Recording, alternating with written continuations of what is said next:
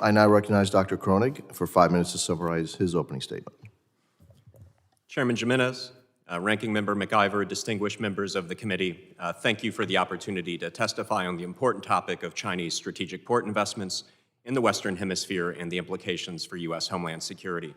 I want to assist your work by sharing insights gleaned from my more than 2 decades of experience working on U.S. national security at the Central Intelligence Agency, Department of Defense, the Congressional Commission on the Strategic Posture of the United States, and now as a scholar at Georgetown University and a vice president at the Atlantic Council.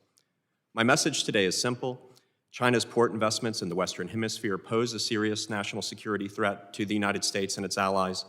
Washington and regional states should work together to decouple from Chinese investments in ports and other areas critical to national security.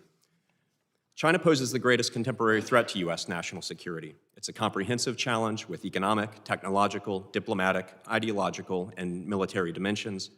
Ultimately, the rivalry concerns the future of global order. China employs overseas infrastructure investments, including in the Western Hemisphere, as part of its grand strategy. Countries in the Western Hemisphere are often attracted to China's infrastructure investments, but they come at a cost. Through its investments, China cements access to resources, captures elites, gains leverage over governments, shifts national policies in its favor, and undermines democratic norms and transparency and environmental standards. China's investments in ports, including in Peru and Panama, pose a number of threats to U.S. homeland security. Chinese-operated ports are used to facilitate the shipment of fentanyl precursors to the United States. China exploits the presence of technology and access to data for an intelligence advantage. China could restrict or block access to ports, threatening American trade and economic well-being. In the event of a crisis or war, China could hinder the passage of American naval vessels, undermining American war plans. China could also use deepwater ports to host naval vessels, enabling the projection of military power into the Western Hemisphere.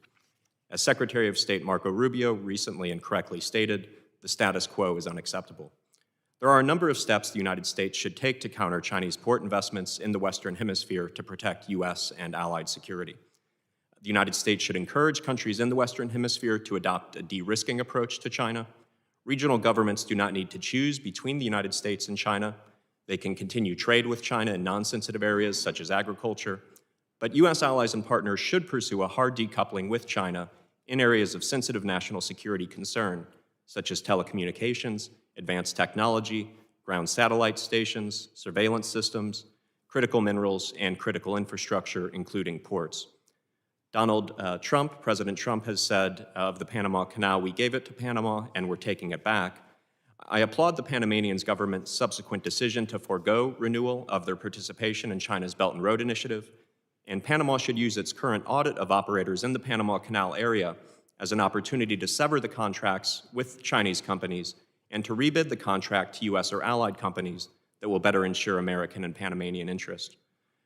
Encouraging regional countries to de-risk from China will often be doing these countries a favor. Many Latin American countries entered into agreements with China years ago under previous governments and different geopolitical conditions. Today, these same countries understand that undue Chinese influence in sensitive sectors is not in their interest, but they do not have the ability to stand up to China on their own. Pointing to the United States as the bad cop can help these countries take necessary steps that would be difficult to take on their own.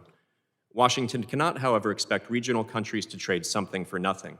The United States must provide credible and affordable alternatives to Chinese infrastructure investments. And to do this, the United States has a number of advantages.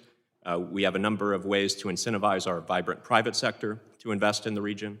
The United States has a robust network of allies and partners. We can coordinate European, Japanese, Australian, South Korean efforts to provide aid and alternatives in the region.